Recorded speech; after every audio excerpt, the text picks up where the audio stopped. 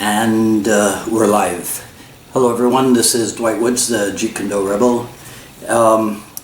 So it's another one of those times where I think that I've bitten off a little bit more than I can handle, because there are so many directions in which you can go when talking about the empty hands area of Filipino Kali.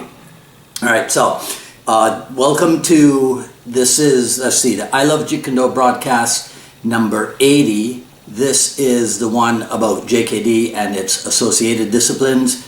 This is part 10, and like I said, Filipino Kali, empty hands. So as you guys are logging in, I see Richard Torres is here, welcome.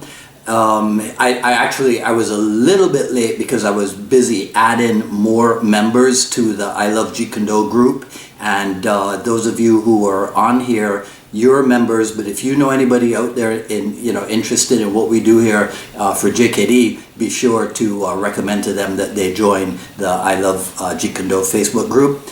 So as you're logging in, be kind enough to say where you're logging in from, hit the like button, and then if I say anything that you find particularly insightful, continue to hit the like button. So if you saw the postcard for the program, then you may have noticed that I tried to show a number of individuals from the JKD world who are all pretty well known for their Filipino empty hands programs, right? So there was Rick Fay and Larry Hartzell, Sifu Inosano, of course, Steve Grody, Dan Sullivan, and then of course also the late Guru Ted Lukai. So with the exception of Guru Ted, I don't think any of them have specific programs on Filipino knife fighting, although I could be wrong, because I have been wrong before. All right, but I bring that up because the connection between Filipino empty hands and the dagger is kind of inescapable, but I don't want to start there, right? So instead, let's do this, right? So did I ever tell you about the time when Sifu Inosano did a breakdown of the pangamut of Filipino Kali using JKD's 4 ranges of combat? Did I ever tell you about that? Okay, so in case you were not aware, pangamut is a collective term for the empty hands area of Filipino Kali training. In some systems it is known as kamut or mano mano, maybe even kamai kamai. Using JKD's 4 ranges of combat, or as I call them, the 4 skills of empty-handed combat, Sifu Dan informed us that there's a kicking method called sikaran or panandiakwan. There is a punching method called suntukan, or the more popular term is, the more well-known term is panantukan. Trapping can be classified as higut hubad, and the grappling can be classified pretty much as dumog, right, using collective terms. So if one's goal in JKD is well-roundedness in empty hands fighting, then I think you might be able to see how the Filipino martial arts could have something to offer, right? And here's the thing, right? So just as in JKD, I didn't bring it with me, but just as in JKD, these 4 skills, the 4 skills of empty-handed combat, right, kicking, punching, trapping, grappling, are meant to be integrated into a whole. So if you check, there's an illustration for, I don't have it, I left it in the other office. If they're meant to be integrated into a whole, and there's a depiction of that on page 152 of Chris Kent and Tim Tackett's Junfan Jeet Kune Do, the textbook. So if you look there, you'll see where they have, I think you call it a Venn diagram. Well, likewise, when you use Filipino Kali as a JKD training method, then the same principle applies. Those skills are meant to be integrated. See, because elsewhere in the martial art world, those things that I mentioned, the panantukan or suntukan, the dumog, maybe not the higut hubad, right, but the sikaran, the panandiakwan, those things might be considered complete arts in and of themselves. But Kali used as a Jeet Kune Do training method, then those things are meant to be integrated. Okay, all right, so you got that? Because we're talking about a JKD approach to training. Now, if we're honest in JKD, we might admit that while Cedro Bruce Lee's kicking and punching skills were like way up there, right? Real high level. We're not too sure as to what his kneeing, elbowing, and grappling levels may have been, okay? So, therefore, if as his followers, we come across a Southeast Asian art which seems to have done a lot of the work of integrating stuff, or if we discover that its aspects are easily integrated, then would it not be smart of us to investigate it and somehow make use of it in our Jeet Kune training, right? That's the question that I want you guys to comment on. Okay, so now let's talk about Kali empty hand specifics. So if you've been listening to the other broadcasts dealing with Kali, then you heard me detail, for example, how the basic motions are initial block, safety factor, and the killing blow.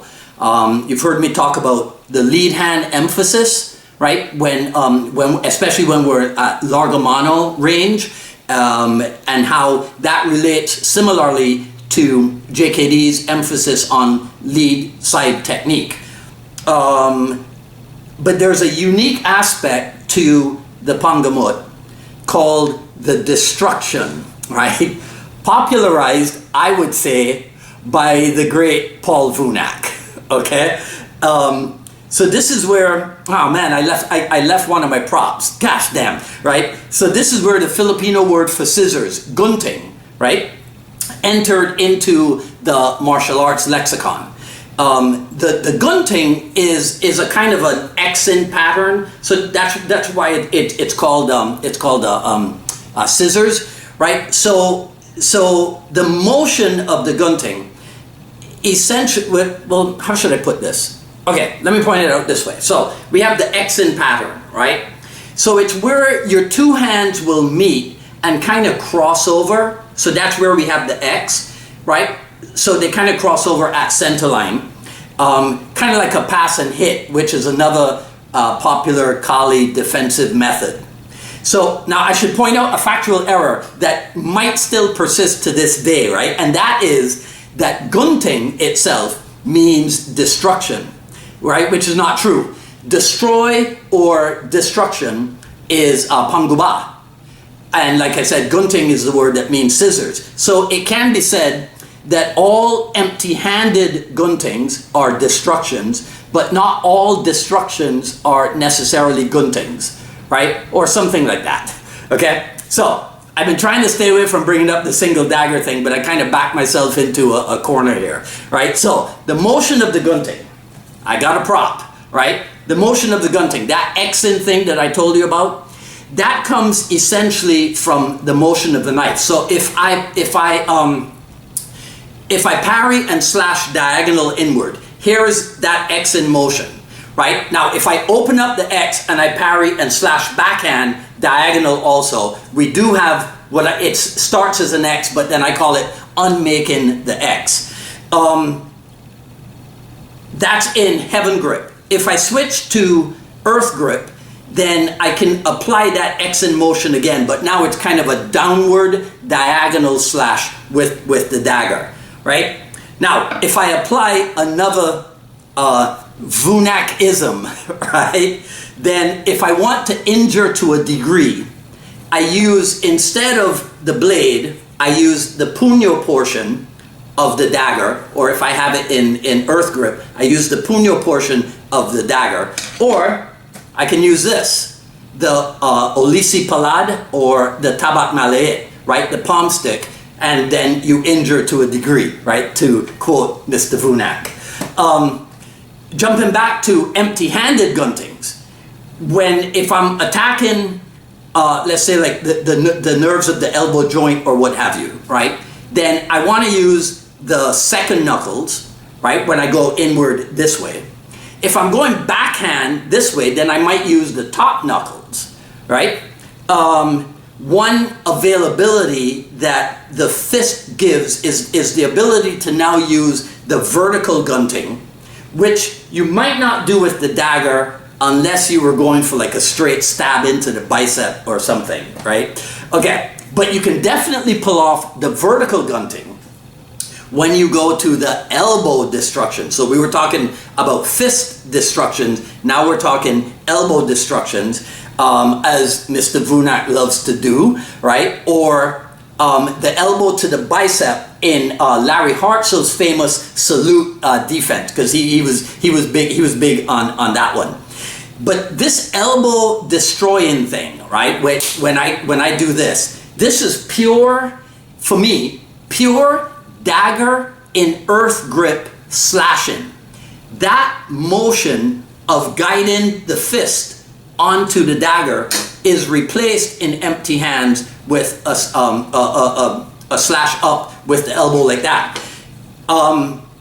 Now, feel free to, examine vertical and horizontal slashing in those gun things, but definitely when I slash up like that, that's definitely the thing to the fist, right? So I would be remiss if I didn't mention destructions using the knee, right? So we talked about using the fist coming from the dagger, we talked about using the elbow, right? But there are destructions that come from the knee, which I've seen applied to the fist by kind of blasting the fist down from upper level to like mid-level and bringing the knee up to connect with the fist. So it's kind of like we were talking about last week in single stick and the energies of the alive hand. So there's a descending check and ascending check and all that stuff, right? If you haven't seen it, you can find it on the YouTube. It's episode number 79, right? So you blast the hand down and destroy the fist with the knee,